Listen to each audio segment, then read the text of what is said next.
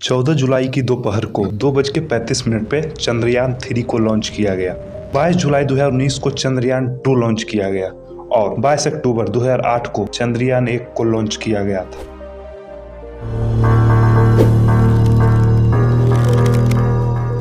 चांद हमेशा से ही इंसान के लिए एक कौतूहल का विषय रहा है। चांद को लेकर हमेशा से ही वैज्ञानिकों और पूरी मानव जाति जिज्ञासु रही है। पृथ्वी के सबसे करीब और सबसे ठंडे इस उपग्रह को पृथ्वी से बाहर जीवन के लिए काफी उपयुक्त माना जाता है। इसी वजह से अनेक देशों की स्पेस एजेंसियां समय समय पर चांद पर अपने यान भेजती रहती है, जिसमें काफी खर्च आता है। भारत भी इस कार्य में पीछे नहीं है।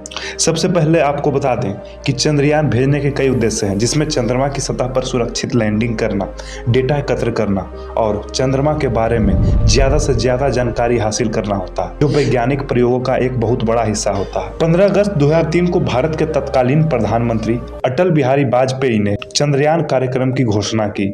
चंद्रयान-1 भारत सरकार ने नवंबर 2003 में पहली बार भारतीय मिशन के लिए इसरो के प्रस्ताव चंद्रयान-1 को मंजूरी दी। फिर करीब 5 साल बाद 22 अक्टूबर 2008 को चंद्रयान-1 का सफल प्रयोग किया गया।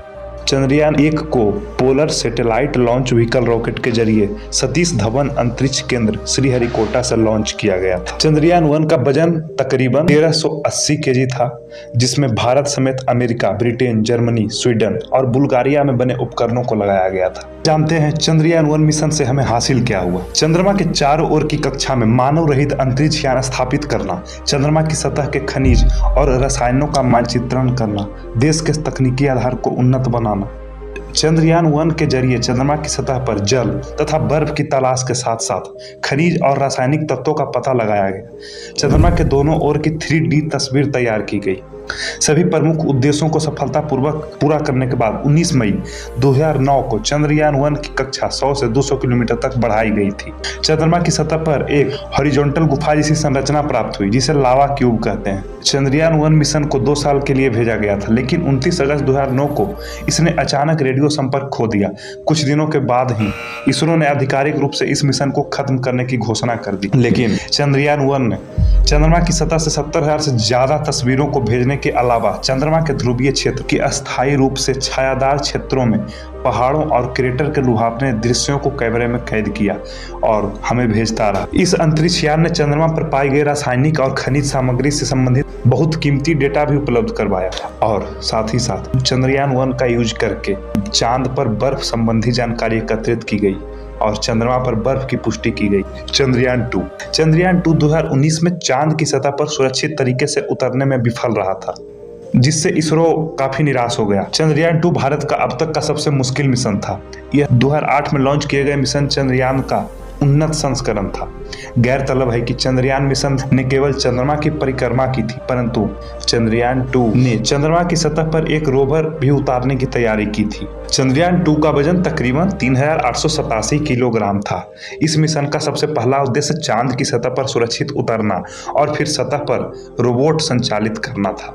इसका मुख्य उद्देश्य चांद की सतह का नक्शा तैयार करना, खनिजों की मौजूदगी का पता लगाना, चंद्रमा के बाहरी वातावरण को स्कैन करना और किसी न किसी रूप में पानी की उपस्थिति का पता लगाना था। इस मिशन का एक और उद्देश्य चांद को लेकर हमारी समझ को और बेहतर करना और मानवता को लाभान्वित करने वाली खोज करना था।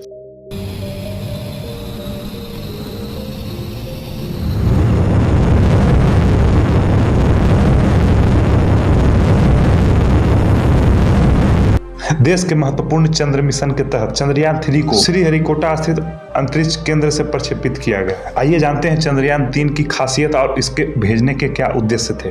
चंद्रयान-3 के जरिए चंद्रमा की कक्षा पर पहुंचकर लैंडर का उपयोग करके चंद्रमा की सतह पर यान को सुरक्षित उतारना और लैंडर में से रोवर का बाहर निकलकर चंद्रमा की सतह के बारे में अध्ययन करना शामिल है। चंद्रयान-2 मिशन में लैंडर सुरक्षित रूप से सतह पर नहीं उतर सका था और दुर्घटनाग्रस्त हो गया था, जिसके वजह से इसरो का प्रयास असफल हो गया।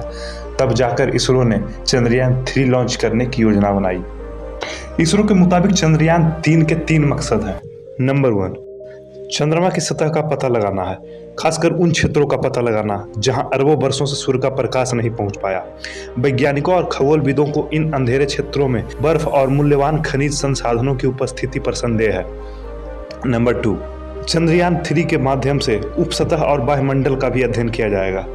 और नंबर 3, चंद्रयान 3 का उपयोग करके चंद्रमा की सतह का विश्लेषण कर कक्षा से 100 किलोमीटर की दूरी से छवियों को कैप्चर करके लिया जाएगा। चंद्रयान 3 लैंडर की सफल लैंडिंग होने के बाद भारत एक नया इतिहास रचेगा। लैंडर की सफल लैंडिंग होने के बाद भारत दुनिया का पहला ऐसा देश होगा जो चांद के दक्षिणी ध्रुव पर लैंडिंग करेगा।